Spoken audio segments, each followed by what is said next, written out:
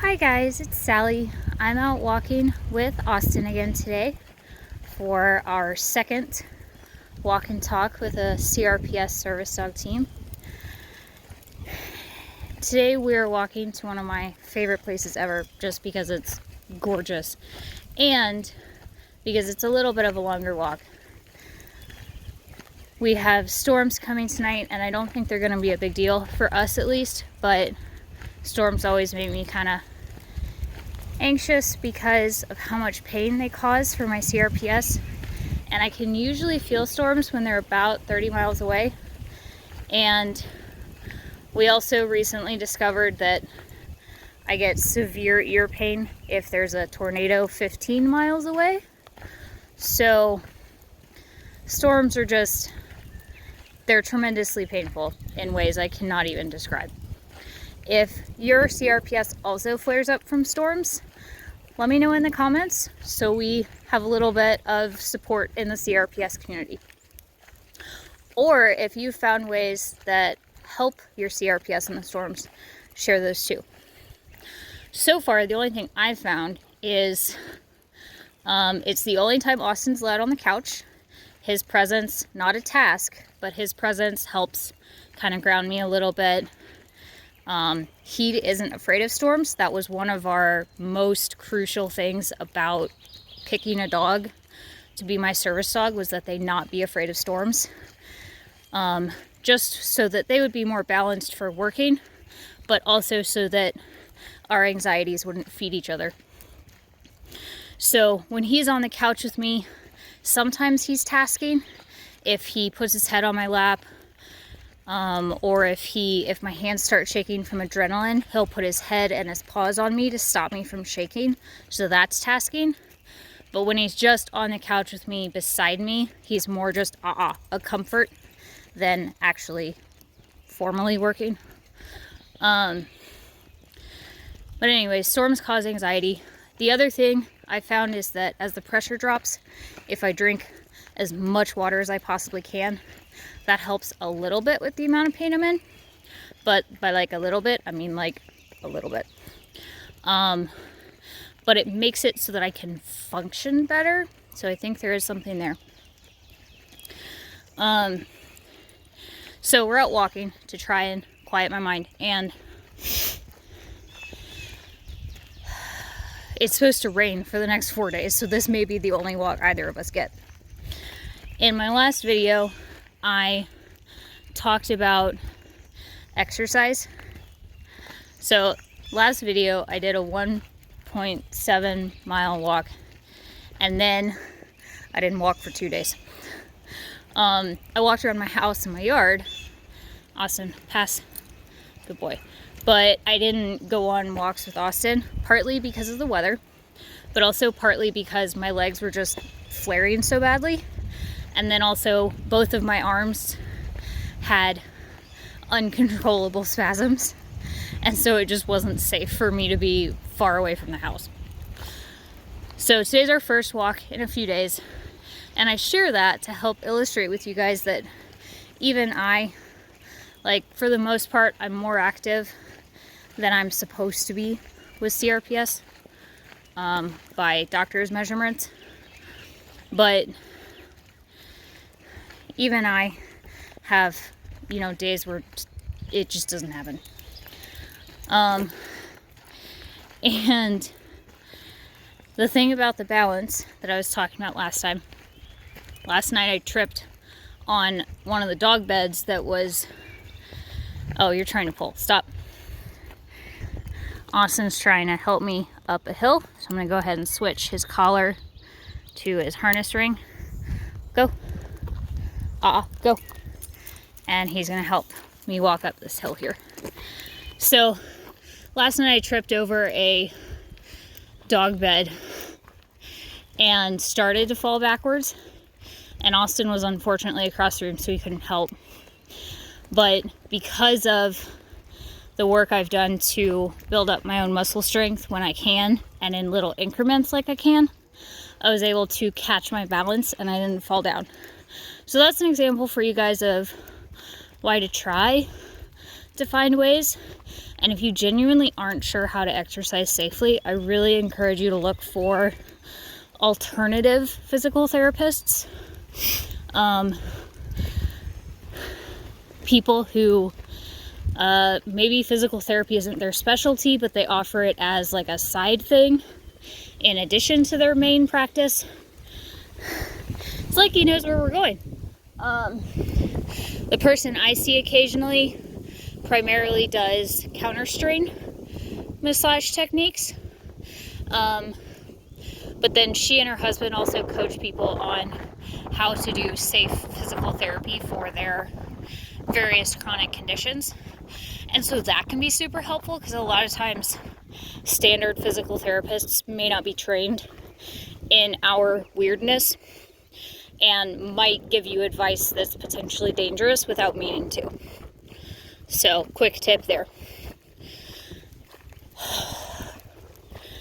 Austin is doing his forward assist task right now, and he was doing it primarily to help me walk up the hill. A lot of his walking tasks are just automatic now. Got him on a long line here that's clipped to me, and he'll just go. This just helps me stay moving forward. Usually if I stop walking is when my pain ramps up or my muscle spasms ramp up. And especially going up hills, my balance tends to falter more. So if he's helping to keep me steadily moving forward and up, my balance stays more consistent. Whew. So today I wanted to share some things about Disabled Advantage that you guys may not know. Maybe you've heard me say it before, but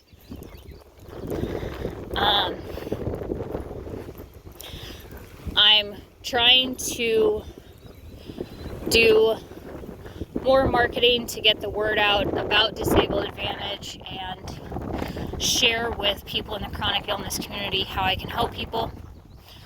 And I thought it would be helpful to share some more things about Disabled Advantage. So here goes. Real quick though, somebody's pulling real strong. It doesn't look like it, but he's pulling quite strong. Austin, stop. Good. Thanks, bud. Okay. Release. So, let's see. Well, the first thing is, a few days ago, I met a new person at a co-working space in town that I go to, and they were asking me a lot of questions about, how Disabled Advantage operates, what we do, etc.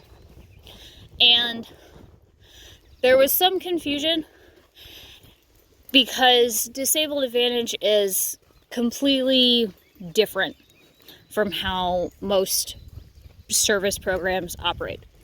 So I wanted to go into that a little bit.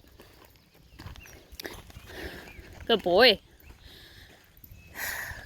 Most service dog programs and even private service dog trainers sometimes do this, or small service dog and therapy dog charity programs do this, where they get a dog from a shelter or a breeder, and the dog goes through a series of phases where dog starts out with a puppy raising family, and everybody's volunteer based. So puppy raising family raises the puppy, gets it started on its most basic skills and puppy life, and then it's there for a few weeks, few months, and then it goes to the next home.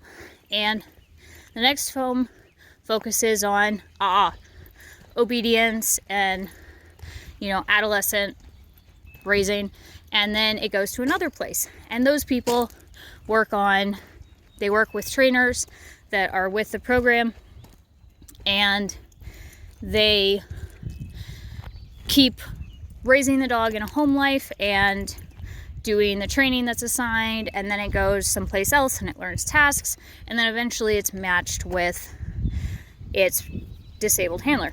And that's a very brief, very non-detailed description, but that's usually the process. And I do not operate that way. I am one person. So Disabled Advantage is me and whatever current service dog I have. So when I first started, it was Robbie, and now it's me and Austin. And occasionally my husband and my best friend help out with events, or last summer I got injured and I couldn't walk, and so they were an extension of my body. I would tell them what to demonstrate with either Austin or their dog, and then they would demonstrate it for my client. I would talk my client through doing something, and then my client would do it, and then we would talk through the mistakes and back and forth and back and forth. And I apologize for if it's hard to hear me today. It's windy. Real quick, where we are.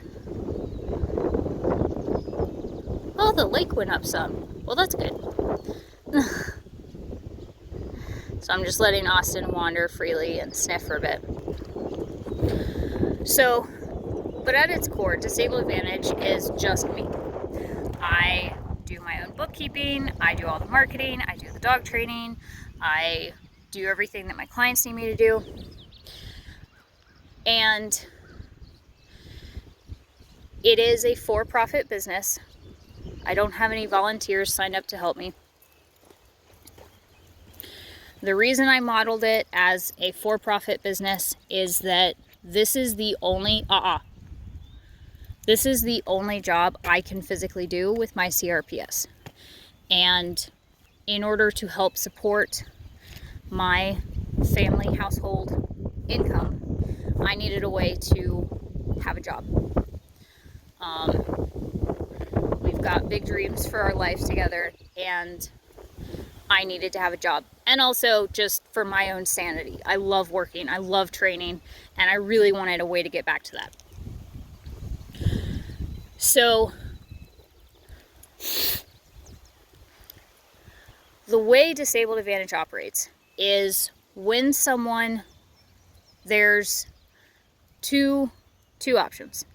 First option is that somebody sends me an email or books a starter session and says, hey, I don't have a dog, but I'm interested in training a service dog for my CRPS or other chronic condition that would benefit from a mobility dog, or I have X chronic condition. I don't need a service dog, but I do want a companion dog that helps keep me active and that I can do things with and comforts me on my bad days. And then at that point, I would help them find a dog. So I would do the research of finding a good breeder or researching local shelters and rescues. I would talk to that person about what they're looking for in a dog, what their lifestyle is like, what their budget is, various things like that. If there's any breeds that they absolutely hate or any breeds that they absolutely love, and why. Austin, release. Keep sniffing, bud. And then, oh yeah, we gotta head back. Austin, front. Can you tell time, buddy? That's super helpful. Good job. Let's go. And then, even though I'm in Missouri, so many shelters use online services now that I'm able to take that list of criteria from a client and go compile lists of potential dogs that match.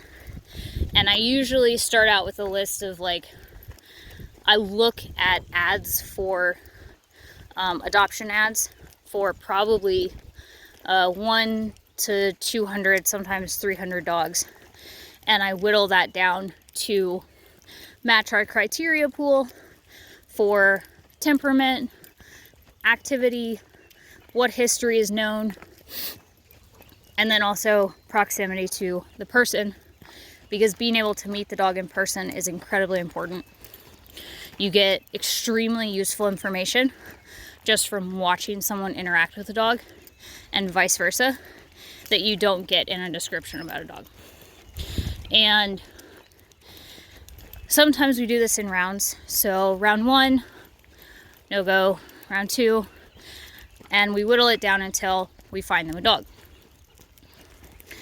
And then, before they bring the dog home, and I attend evaluations of the dog over Zoom so that I can ask questions and record answers and watch the dog's behavior and run it through specific tests. And we find them a dog. The client is responsible for filling out adoption forms and getting the meet and greet set. I can't do that on my end because shelters want to talk to the client directly, which is understandable. And then before they bring the dog home, we have sessions on, what equipment you need, how to set up your home, how to prepare for having a dog in the home, how to set up a routine that works with your lifestyle. And we have an introductory course. The primary purpose of the introductory course, whether it's for an older dog or a puppy, and by my definition, puppy is 2 to 6 months. Primary focus of those courses are just giving the dog a chance to get familiarized with the home and the person to get familiarized with the dog, before jumping into the really rigorous training of obedience and everything like that. Because it takes dogs about 30 days, it takes dogs about 3 months before they actually feel at home. And so to bring a new dog home from the shelter and immediately jump into learning hard stuff can be really hit or miss. You don't really know what dog you have. And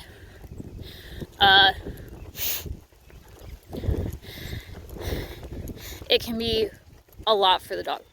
So what we focus on instead is house manners, learning about your dog, dog body language. If it's a puppy, playing a lot of games, teaching coordination, teaching games that are going to strengthen their muscles and things like that. And same for the older dogs. A lot of manners, a lot of leash work. Not necessarily heel, just how to not be a jerk on leash. And, setting the groundwork for building a life together as training. And then the next step is moving on to more advanced obedience stuff. So the first option is we find a shelter dog. Second option is I look for a breeder. And we get started that way. The second option is somebody comes to me and they say, hey, I have a dog who I think would be a great service dog for myself. I have these conditions. Can we train this dog?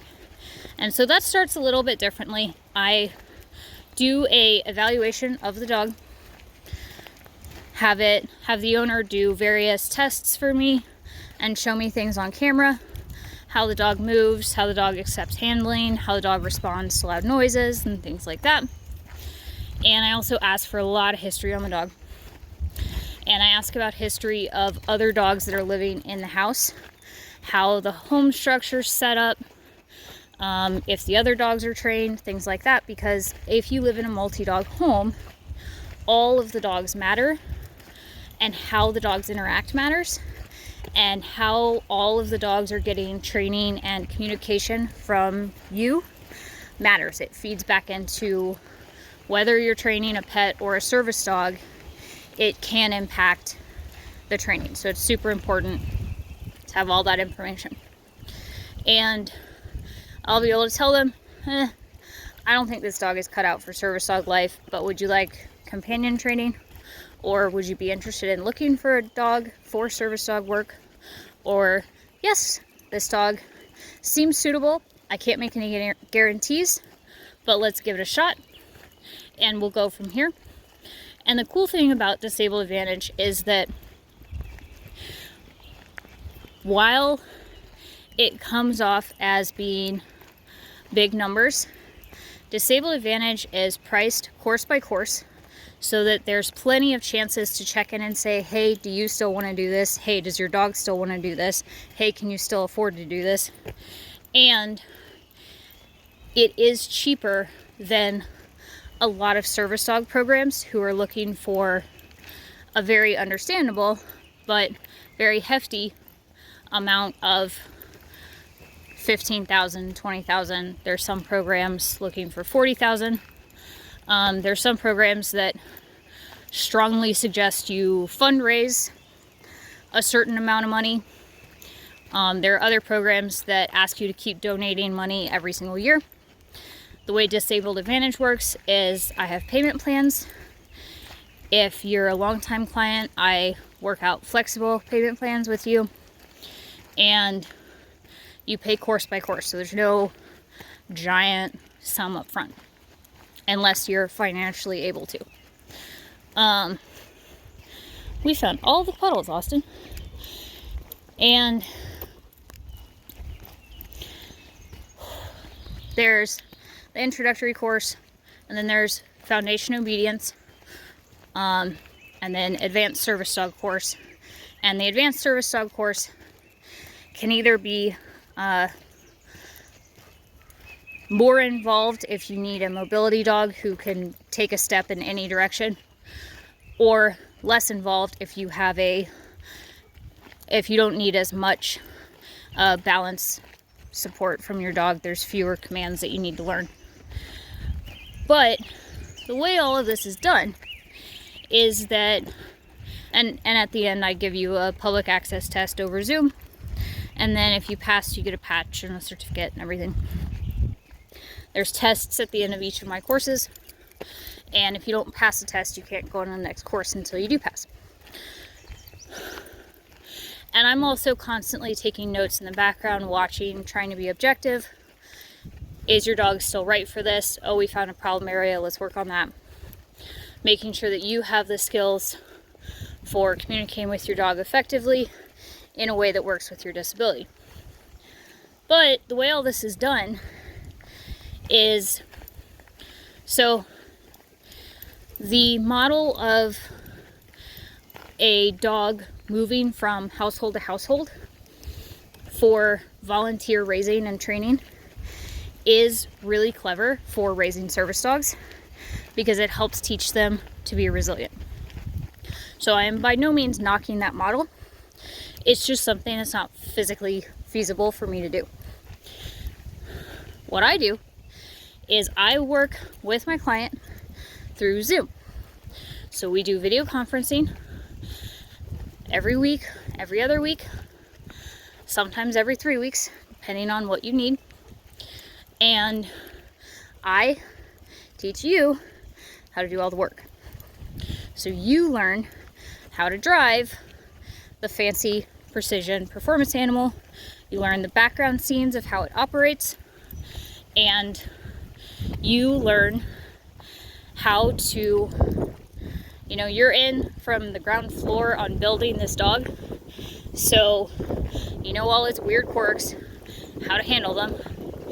And the dog, which is the part that I love, is given a chance to learn about your condition, your pain, and the subtle signs you give off right before something flares up.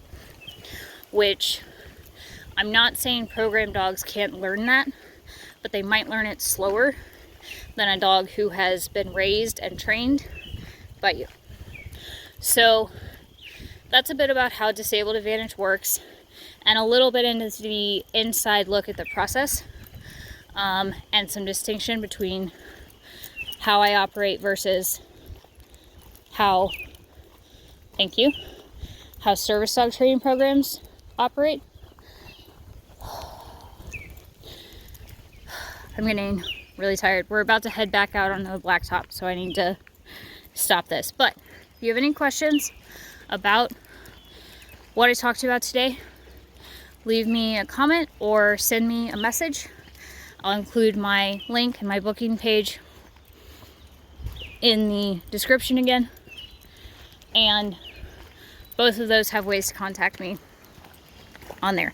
And again, follow me on YouTube, Facebook, and Instagram for more tips, advice, and to see work that I'm doing with active clients.